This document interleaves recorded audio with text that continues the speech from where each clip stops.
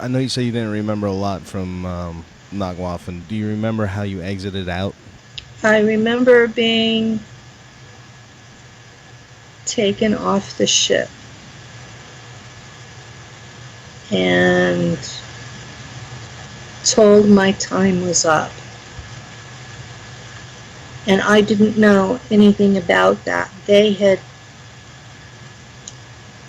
units I was in had all been told that Earth had been destroyed in a cobalt bomb war. So I had no idea that Earth was still there. And so this was a major shock to my system to be told that. I don't remember the debriefing. I do remember the machine that sent me back, and when I have to go for an MRI, I do a full-blown panic attack. Absolutely full-blown panic attack. Every time. And it gets worse each time, because as MRIs get more developed, they look more and more like that machine. Lou has to go in with me and hold onto my foot while I'm in it, because I just I ended up throwing up once, getting an MRI, because it was so much like the machine they used to send me back. I remember coming back through the same jump gate to New York. I don't know how I got to California, because that's where I've always lived as Earth human. I remember being back in my bed, not remembering my family. They were really pissed about it.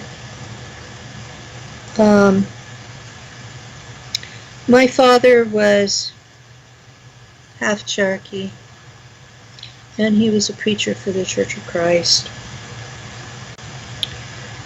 And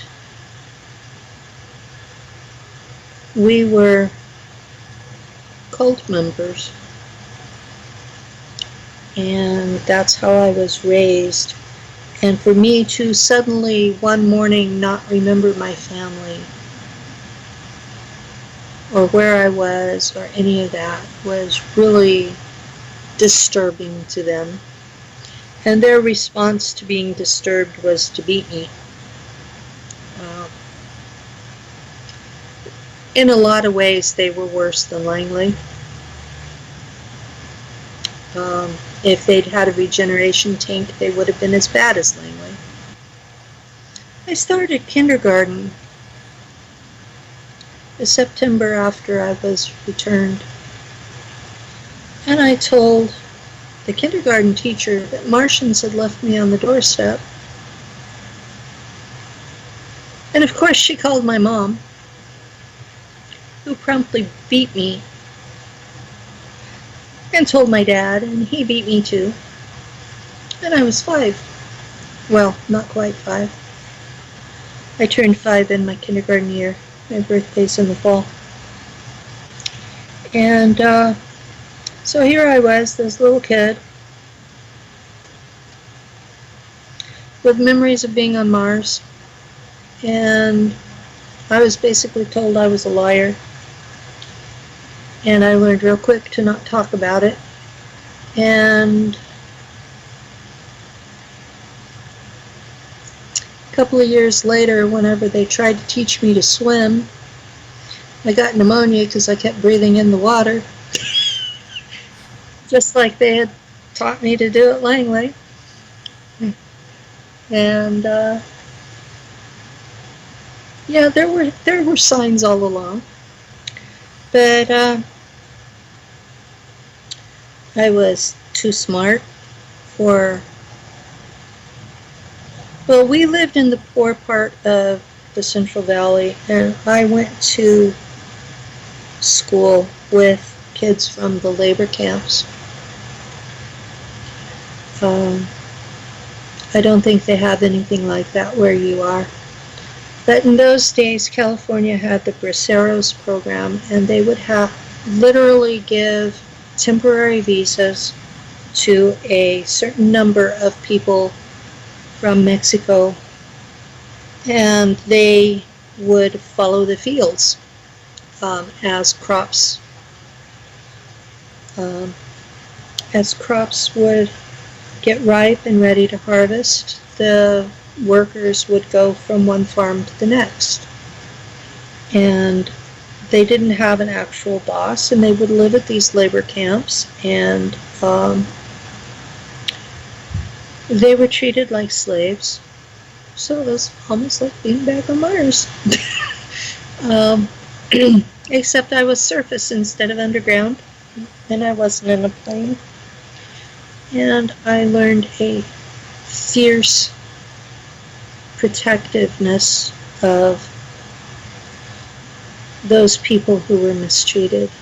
I guess my social justice warrior aspect came out of that.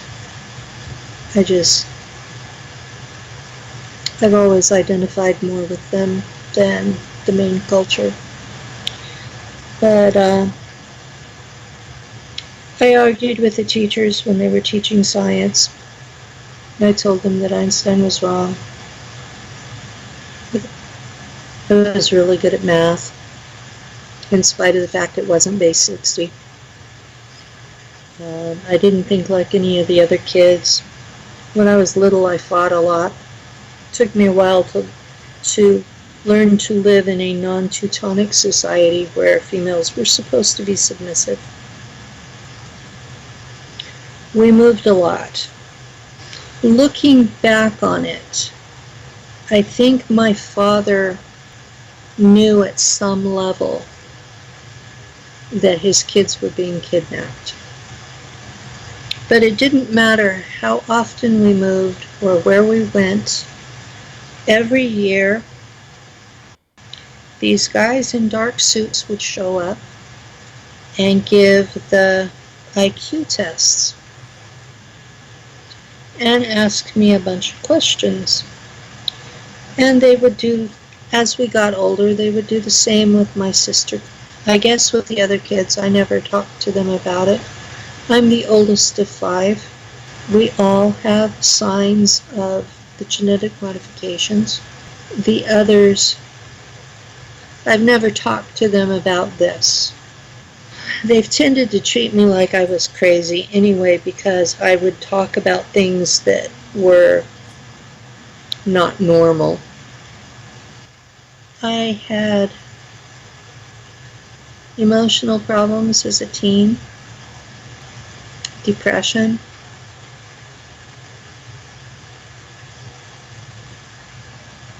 I was a girl geek in the 70s. That kind of explains a lot. I earned a full scholarship to Cornell University in 1972.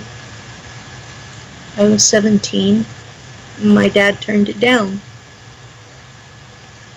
In those days, females were legally the property of their father until they got married, and then they were the property of their husband. The Supreme Court changed that in 1982. So I was up against that.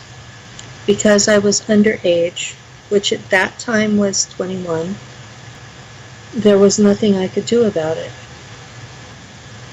I didn't have a driver's license, I didn't have a car, I did have a job, but it was part-time, I didn't make much. Minimum wage was $1.65 an hour. And the ticket to get to Ithaca, New York, anyway, and get a place even in the dorms was going to cost me $1,500 in 1973. Yeah, that's a lot. Well, I went to my grandfather, my mom's dad, And first thing he said was, "What did your father say?" And I told him, and he says, "Well, I'm not going to override your dad." So that was the extent. So I ended up having a mild nervous breakdown and then went to junior college, which I graduated with. I graduated high school with a 3.6, and I graduated junior college in 3 semesters instead of 4 with a 3.0. And then I got married, and my first husband had petit epilepsy and would get mad and beat me and then claim he didn't remember. And he broke my neck in 1977. We had 3 kids that have congenital adrenal hyperplasia, and I believe that's because of the genetic modifications that were done on me. I have 2 grandchildren that are carriers but seem to be disease-free.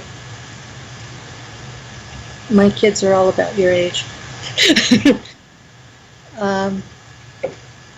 My family, my parents were eugenicists, and my mother told me flat out to let them die.